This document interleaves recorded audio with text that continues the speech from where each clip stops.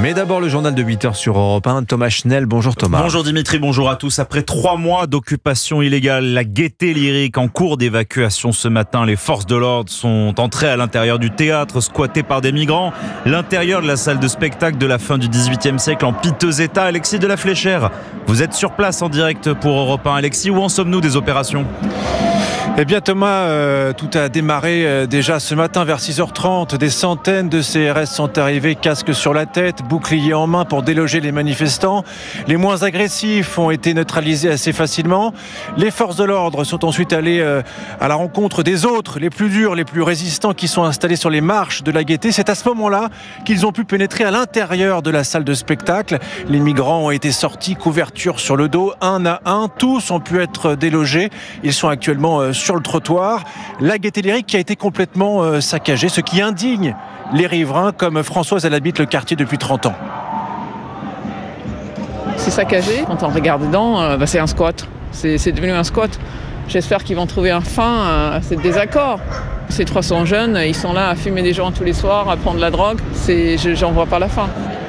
Voilà, colère aussi pour les commerçants qui ont dû baisser les rideaux dans ces conditions. Impossible pour eux de travailler depuis maintenant plusieurs semaines. C'est un drame, il n'y a pas d'autre mot. J'ai vu qu'il y a une commerçante qui va déposer le bilan à cause de ça. Il faut faire respecter le droit et puis le commerce est très compliqué déjà. Il ne faut pas se mettre des choses encore plus difficiles dans ce contexte actuel.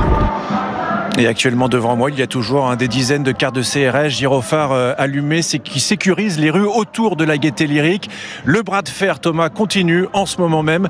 Les CRS sont toujours présents pour sécuriser les lieux.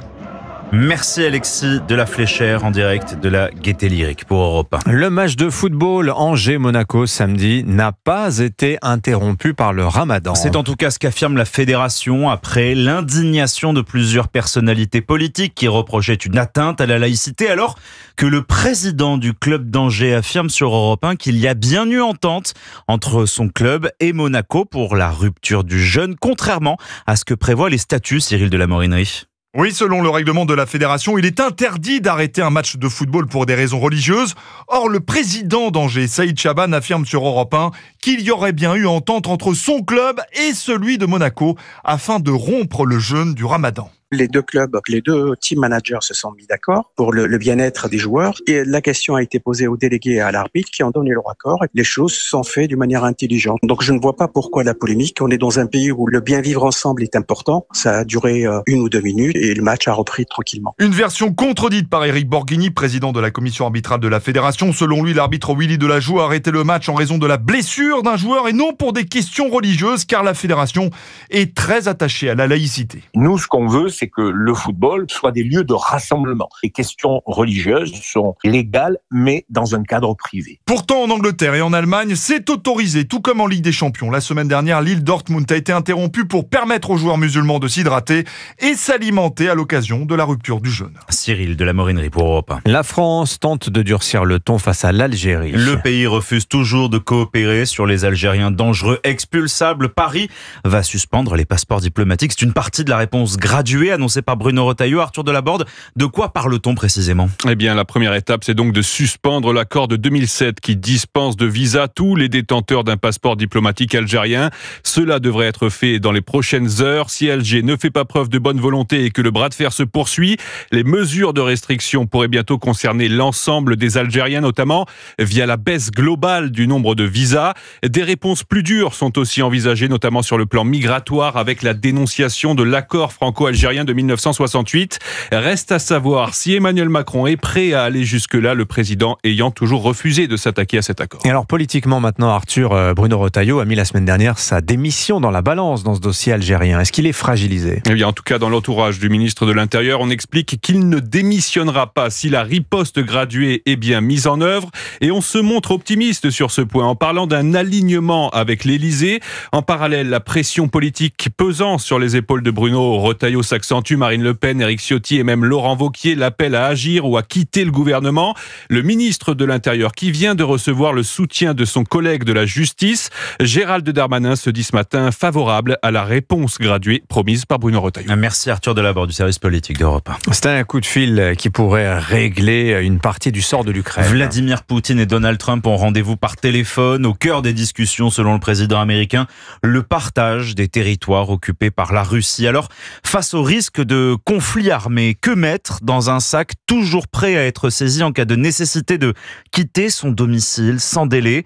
Eh bien, après les pays scandinaves, la France prépare un livret de survie en cas de guerre, mais aussi de catastrophes climatiques ou épidémiques. Jean-Baptiste Marty, que contient le guide? C'est un manuel d'une vingtaine de pages divisé en 3 parties. La première est intitulée « Se protéger à l'intérieur, le kit de survie à avoir chez soi ». Par exemple, avoir au moins 6 bouteilles d'eau d'1 litre, une dizaine de boîtes de conserve, des vêtements chauds ou encore des piles et une lampe torche en cas de coupure d'électricité. Bref, il faut pouvoir tenir en autonomie quelques jours. La deuxième partie porte sur les bons gestes à suivre en cas d'alerte, comme ne pas saturer les lignes d'urgence, du bon sens, mais il faut le rappeler. Enfin, la dernière partie intitulée « S'engager » incite à s'inscrire dans les réserves nationales, entre autres celles de l'armée, mais pas que. Les pompiers ou les réserves communales sont aussi mentionnés. Alors, ce livret n'a pas encore de titre, mais 2 options sont sur la table.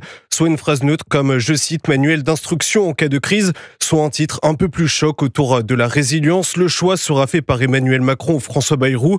Le livret sera ensuite envoyé à tous les foyers français d'ici à cet été. La préparation du livret de survie, c'est une information que vous dévoile Europe 1 ce matin. Voilà 2 mois, jour pour jour quasiment, qu'est entré en vigueur le cessez-le-feu entre Israël et le Hamas. Eh bien, la guerre a repris cette nuit à Gaza. Israël mène des frappes contre les terroristes du Hamas accusés de ne pas libérer les otages. Une reprise de la guerre validée par les États-Unis. L'organisation terroriste parle de plus de 200 morts, des chiffres invérifiables. Frédéric Simon, en Israël pour Europe 1, Frédéric, l'armée israélienne voulait prendre le Hamas de court. Oui, pour l'armée israélienne, il s'agissait de jouer sur cet effet de surprise. Les dirigeants et les membres du Hamas n'ayant pas pris de précautions particulières. Ces derniers temps, l'organisation terroriste fait état de plusieurs centaines de morts, dont 2 cadres haut placés de sa hiérarchie.